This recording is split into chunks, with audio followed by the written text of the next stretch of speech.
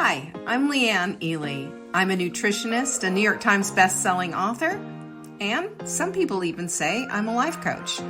I started the Daily Dish Show to share my story, my truth, and my journey to vibrancy, and to inspire others to do the same.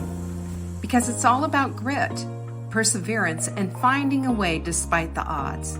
It's about embracing the whole woman, not just the parts that are easy to love, and feeding her heart, mind, body, and soul. But I found that this isn't just my story, it's your story too.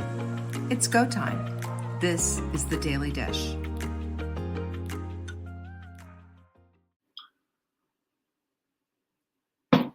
Anyway, today we're going to be talking about overthinking. I got a new book called Soundtracks, and this is by John Alcliffe, and it's the surprising solution to overthinking. The surprising solution to overthinking.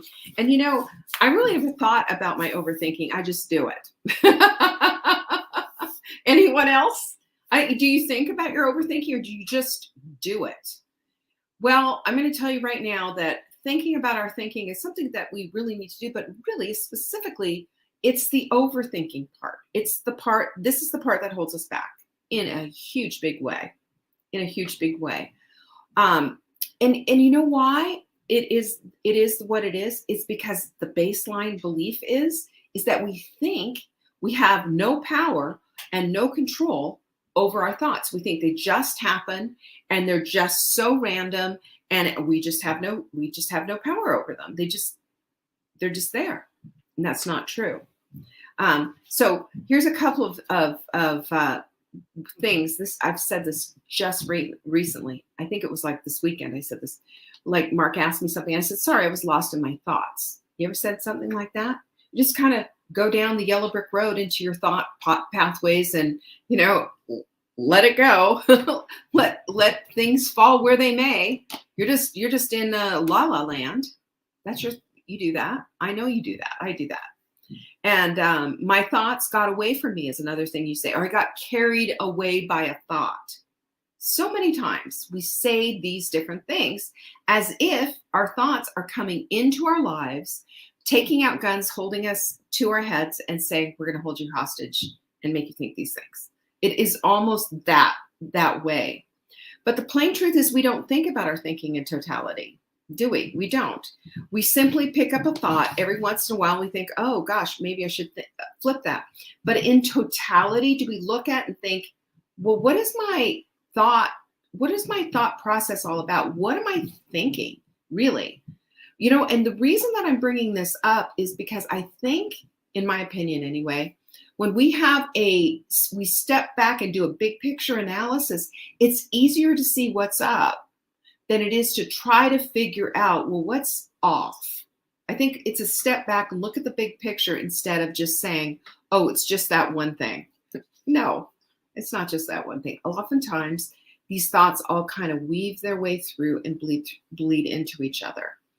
And it's not just one thought that we need to flip. It's oftentimes a lot of different thoughts that we need to flip. And it's just the very way that we think and how we react to our thoughts that keep us in this place of just, here we go again, doing that same thing over and over again. So the way we think, according, you know, and again, this book, I looked at this book. I also looked at A Liberated Mind and a couple of websites and stuff, just thinking about this whole concept of overthinking, because I know you do it. I do it too. We just do. It's easy, like I said, number one, it's easier to give a big picture analysis than it is to try to figure out what's what, because the big picture analysis will show you perhaps like this glaring thing. And maybe you'll see that this one thing and this one thing and this one thing are all fitting into each other. I don't know. Maybe it's certainly worth looking into. And number two, overthinking might be, as John Alcliffe calls it, the soundtrack of your life. He calls it a soundtrack, which I think is hysterical, because I know that's been mine. Should I do this or should I do that? Oh, I don't know. But if I did this, then I'm going to have to do that. And then you know how that's going to be. Oh, look, squirrel, shiny object. Let's go. What was I saying? Overthinking, you know, just completely one tangent after the other. But soundtracks, we know, are transformative. Soundtracks are. Think about a movie for a minute where the soundtrack was just so amazing. The soundtrack just lit you up, and the beauty of it gave you goosebumps. The soundtrack was so amazingly gorgeous. They give Academy Awards for soundtracks every single year, Golden Globes, whatever. But it's useful. Navy SEAL author David Goggins, he wrote the book Can't Hurt Me. Remember I told you about that? And I said it's just really rough on the language, but the concept is great. And he said the most important conversations you'll ever have are the ones that you have with yourself. You wake up with them, you walk around with them, you go to bed with them, you act on them, good or bad. And of course, what's he doing? He is making the case for thinking about our thinking, and for thinking in particular about what it is that we're overthinking, the belief systems that we have, and how we've bought in to sometimes the garbage that we're thinking. But persistent, repetitive thoughts tend to be negative. Persistent, repetitive thoughts usually are negative. I can tell you for me, the ones that I think of are.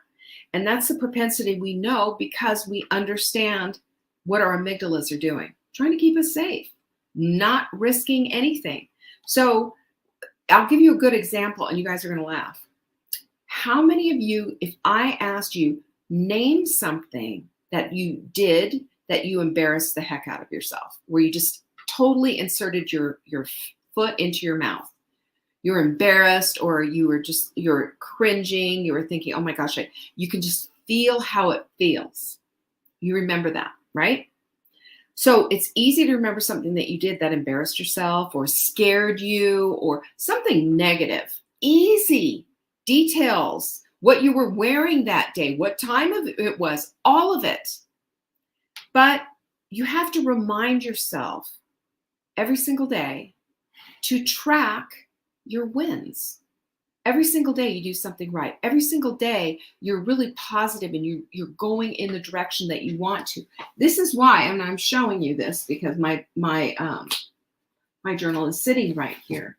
Right here in our journal pages, I'll pick out a page where I don't have it. Right on the bottom, do you see that? Wins for the day. And the next version, we're going to have this even more prominent. Do you know why it's there? Because I want you to remind yourself that every single day you do something right. Every single day you are on a positive track towards something. And if that can be our focus, oh boy, would we just not go through these mountains just so easily and quickly? But we get lost in this stuff because this is, we have to remind ourselves about our wins. It's easy to forget. I look back in my journal and I'm reading these wins and I'm going, I don't remember that. I don't remember that. But I've got them in there. But I can tell you in detail about the time I went to communion with toilet paper stuck to the bottom of my shoe, walking up the aisle. Oh, I could tell you all about that. Right? I remember that. So that's just how our brains operate. And it's an overthinking mechanism that does it. Because you don't think about it one time, do you? No. This is on repeat. It's like a hamster wheel of embarrassment or of shame or whatever it is, whatever that thought is that comes back to remind you over and over and over again. Because this is the deal. The brain in its natural habitat with the amygdala firmly running the show would have it be that negativity would happily reign supreme forever and ever, amen, in your head. That is, if you let it. It's just how it's built. It's how it's meant to function. This is what kept us getting eaten, way back when. But I have to say a second thing, because I think this is really going to help put it into perspective, because I just want to acknowledge this. Nobody wants that. We know that you don't, I know that you don't want that. I don't want it either, but it just shows up like a little negativity soldier reporting for duty, sir, or ma'am, Here I am. Here's your nasty little thought for the day. Oh, here's your reminder that you did all of this stuff wrong, forgetting about all the good stuff that you've done. But that is what overthinking does. It brings out the negativity. It searches for it like a heat-seeking missile. Negativity. Roy Baumeister, who is the author of The Power of Bad, How Negativity Rules Us All and How We Can Rule It, says, listen to this, there is no opposite of trauma in the English language. Think about it. There is no opposite of trauma. And we know what trauma is. Trauma is an incident that will come back on repeat and remind us of something where we felt helpless or frightened or both or a lot more negative things. We know what trauma is. Even long-term trauma or a traumatic event or whatever, we get it on the trauma. But there is no opposite of trauma in the English language because no single event can have a lasting impact. That's why we don't remember our wins. And that's why we remember the one time that we had toilet paper on our shoe when we were walking up the aisle for communion. You know, I remember what I was wearing. I remember I had pantyhose on. I remember all of it. I remember it all. So that's how they tend to just pop up. He says you can recall happy moments, but it's the involuntary moments that tend to pop up, and they're genuinely negative. It's involuntary memories is what these are. And they just pop up randomly out of the recesses of your brains. So what's really interesting, though, is that as we overthink, our brains tend to get a little creative. All right? This is where it gets weird, you guys. This is the research part. They find over years that initial memory, there's three things that we need to talk about. The initial memory. One is we lie about those memories. Now, hold on, just hear me out. I'm going to go through all of them. Number two is we confuse fake trauma with real trauma. Okay? Again, I'll go through it. And three is believing what it already believes. In other words, believing what your brain already believes. You know, spoiler alert, we're talking confirmation bias, right? Malcolm Gladwell, he wrote, oh gosh, what was the name of the book that he wrote? I can't remember the name of the book. I've got it here somewhere. He says, he calls them flashbulb memories. All right. What he says is that the details have a tendency to morph. And they did this whole research study that is so many, that is just fascinating. So here's what they did. They took a college class of students and they said, tell us about your memories about 9/11. And they had them write them out, you know, handwritten out, blah, blah, blah, blah, blah, blah, blah. This is college freshmen. Junior year, they asked them the same question. So 3 years later, and they asked them, and very specific, like, where were you? What were you doing? What do you remember the most about this particular incident? Because we all remember 9/11, right? We all remember where we were, this, that, and the other thing. Well, what they found was 60% of the students, even the location of where they were at the time changed. The details changed. They morphed. And even when they sat down with the college students and they said, well, here's the paper that you wrote in your freshman year. Here's the paper that you wrote your junior year. And they'll look at it and they'll go, yeah, well, my handwriting sure looks the same, but it's actually, this is the story. I don't know why I would lie about it or change up the details. And what they're saying, though, is that we just do that. It's a natural morphing of the details. And it's confusing, right? So, but the same thing with trauma. The University of Michigan found that social rejection acts the same way in our bodies. In other words, something that you and I might think, no big deal. You know, your 16-year-old gets rejected from eating at the cool kids table at school. All of these emotional chemicals happen. That the same chemicals leak out of your body, into your body, I should say, that are the same thing as trauma. So those traumatic moments that your teen or even your younger kids, and you're thinking, that's no big deal, get over it, let's, you know, onward and upward. Well, they're going through it just like a traumatic event. Think about that for a minute, you know? Think about that. And I remember how many times I've just like, oh, to my kids, when for them it was a great big deal because that's what they were experiencing. We only experience what we experience. It's crazy. But the last one of all these, of course, is confirmation bias. We already, we look for what it is that we believe in again, it's our brains are seeking for more confirmation on the things that we're already believing.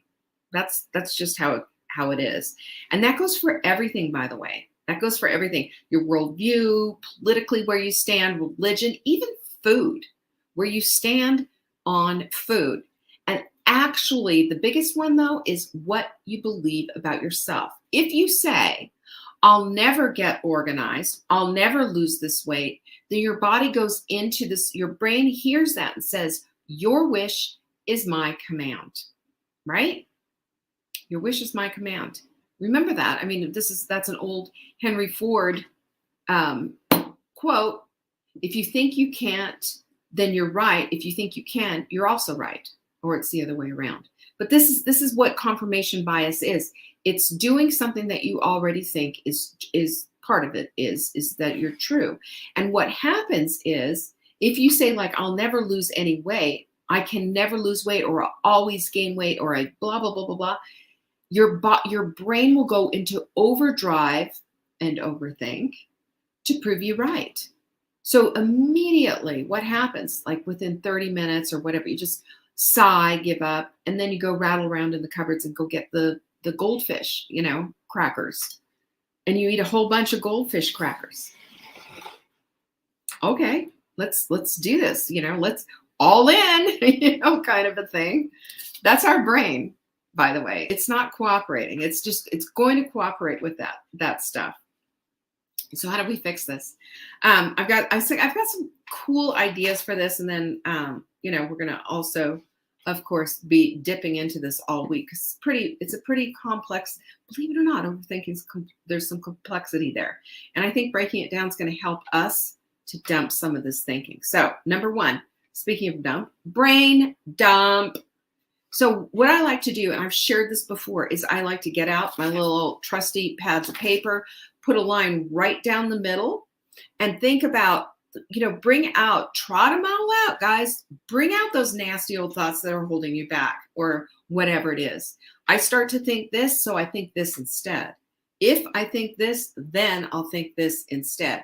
Because sometimes our brains just need that little bit of a pause to see what it is that we're doing and what it is we could be doing instead. It just needs a little leading is all. So that makes a big difference. I love brain dumps because oftentimes things will stay mumbled jumbled up in your head until you get it out on paper. And I know some of you are more into the electronic means of doing it. However it works for you. I find though the writing exercise makes a big difference. It helps me to learn the material better, and I feel better about it and understanding. Every single one of the my show notes, and even my anytime I do a workshop, it's all written out by hand. I've got stacks and stacks of all of these yellow pads with my notes in them. It helps though, because it brings the concepts out and helps you to think about them. And it's connection to them. I mean, it's scientific proof. When you've got your thumb and a opposing finger here, just, writing things out, it's a direct connection to the brain. Number two is to create strong counter intentions. So one of the things that I'm very adamant about, and I've kept this for almost a year, as my continuous goal, and I will keep doing it for as long, probably for the rest of my life, is one of my goals is fitness, is to be as physically fit as I possibly can be at any age, because physical fitness, in my opinion, is one of the most foundational principles of good health. How do you be vibrant without being physically fit? I don't understand that. You can't do things. You can't go out and hike and climb stairs and enjoy the world. You can't do stuff. So creating strong counter intentions is I am an athlete. That's a counter intention to I can't do anything. I can't lose any weight. I'm so tired. I'm exhausted all the time. Nope. The counter intention, I am an athlete. And I train daily at the table and at the gym, joyfully. That's my goal. Number 3, look for space to create possibility. I love this one. Roy Bennett, the author of The Light in the Heart, says this, get it. Time doesn't heal emotional pain. You need to let it go. So often we're told that time heals all wounds. What complete garbage is this? What is that not crap? It's complete garbage. So what do we need to do? And sometimes we need to practice letting it go. And sometimes we bring it back, don't we? We say, okay, I'm just going to let that go. And then it keeps coming back. And I think that the anecdote, if you will, for this whole thing is to radically accept that it's something that has happened. And now we can radically let it go. That's all we can do with it. I think when we get to that place of acceptance like that, that's when we stop the overthinking of it. And then it starts to just become another worthless thought that doesn't help us out. Number 4 is to take inventory and think again about you thinking, what do you believe about your possessions? A few of you have talked before about I'm trying to declutter, but I'm having a real hard time with, or it's taking forever, or stuff is just sitting there because you don't know what to do with stuff, right? Well, that's because you have a belief formed around those possessions. It could be scarcity based, like if I give this away, I'm going to need it. Or it could be something, well, that, it reminds you of your mother or, something, or has high value and therefore, or you grow up in a home where they never threw a thing out and keeping things was a sign of intelligence because you never know when you're going to need something. I don't know. We all have beliefs though around certain things. So what is the belief about your home then? What do you believe about your home? Should it be a sanctuary, a storage facility? Should it be, should it serve you? Should it bring you joy? Or is it just merely a roof over your head so that you're not out in the elements? You have to answer these questions. I can't answer them for you. What about your habits? What are your beliefs about your habits? Your habits just happen, or they're intentionally formed, or you can't control it, like you're, closet smoking or closet drinking or gambling or some, destructive habit. What about those habits? What about them? Go through it and maybe look at even your obligations, look at your goals, look at your relationships, your commitments, your values. Everything is worthy of evaluation. Absolutely everything. And this is not so that you can judge yourself. This is so you can figure out, does this fit? Is this appropriate for where it is in my life right now? Is this serving me? Is it serving the people around me? Is it loving? Is it kind? Is it generous? Think about it. I don't think we think about those things very often. And I think this is something worthy of our time rather than the same old thing over and over again. Aren't you exhausted from that? And bored to tears? Oh my gosh, do I really have to go to the trauma place? Absolutely not. Excuse me, I've got something in my mouth. Number 5 is to write out your inventory and beliefs and redline 20 to 30% of it. This would be a fun exercise. Think about it right now. So you go through and you can say, what I believe about my house is I believe that it should be a beautiful place. It should be a sanctuary. It should be, I should be able to invite people over and have a good time and dinner parties and all of this. And it's not doing that. So in order for me to have that, I'm going to have to change my beliefs about this and my possessions and what I believe about my home in general. Think about that. That's very strong and very powerful. And remember last week we talked this, not that. We talked contrast. Your brain gets contrast. Your brain sees black and white really easily. As a matter of fact, newborn babies, that's why we give them all those black and white toys. It's the first thing that we're able to do, the differentiation between the two. That's why we do this with our thoughts. That's why we contrast these things. That's why sometimes we even do ridiculous contrasts so we can grasp the principle of what's important about the whole thing. So if you write it all out and you go through and you go, no, I don't, nope, that's not serving me. That's not what I want anymore. Get rid of it.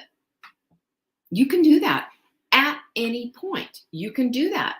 Even if you're still kind of grappling with an old belief about it. Like, for example, maybe you're running around with your mother's belief that came from her grandmother, that came from her great-grandmother.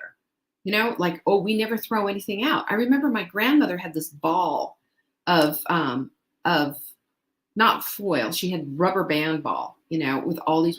She wouldn't throw a rubber band out to save her life. She was born in 1900. So, she went through some stuff. She was an immigrant from Ireland. She had this whole thing. So I understand that. And then my mother was kind of like that. And then she finally was just like, nah, I don't want all this crap in my house, and got rid of it, So it's just what belief serves you and what belief doesn't. Because we are not able to leave our thoughts to chance. You know what that's like doing? That's like saying to your toddler, hey, here are the keys to the car. Go gas up the car. We're going to go run errands. Why don't you go gas up the car? Mom's going to go take a shower. Would you do that? Of course not. We don't give that kind of responsibility to a toddler, but we allow our brains to run haphazard, like out of control toddlers all over the place, gassing up our car, taking us wherever it is or wherever they want to go. There you go. Plastic bags. Your grandmother had hundreds. I know people who still do. It's like, get rid of them. Well, I don't want them to go in the landfill. Is your home a landfill? What are we going to do with them? You solve the problem. You stop taking plastic bags and start taking your own bags and recycle them and keep them in your car. Hello, problem solved. Easy. It's what most of us are doing nowadays anyway. But our soundtracks, as John Alclough says, are one of the most persuasive forms of fear on the planet. He's right. Because the more you listen to it, the more easy it is to believe it. It's very persuasive. So I'm going to leave you with this last quote from John. And again, this book is called Soundtracks, The Surprising Solution to Overthinking. If you can worry, you can also wonder. If you can doubt, you can also dominate. If you can spin, you can also soar. And I want you to think about this. This is what your brain does. Your brain wonders, your brain doubts, and your brain spins in circles. But you can also instead flip it and wonder. You can flip the doubt to dominate, and you can also soar. And tomorrow we're going to talk about this, the soundtrack and everything more, because there's so much more to all of this. Never thought of it in this way. Great book, by the way. Highly recommend it. And it will go, like I said, we're going to go all through it this week. It'll be fun. Thanks so much for joining me today. Peace be with you. Bye-bye. Thank you for joining me today. You can find me on TikTok for daily tips to help support your most vibrant life. And remember, you are the author of your own story. Until next time.